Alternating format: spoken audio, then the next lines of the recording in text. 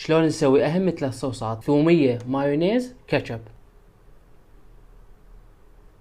نسوي المايونيز، نخلي بيضة، شوية خل ابيض، الخردل اختياري طبعا، نص ليمونة، نخلي زيت ونخلط. وهاي كمل عندنا، صار عندنا هذا قوامه. هسه نسوي الثومية، نخلي الثوم، عصير نص ليمونة، خل ابيض، هسه نخلطها.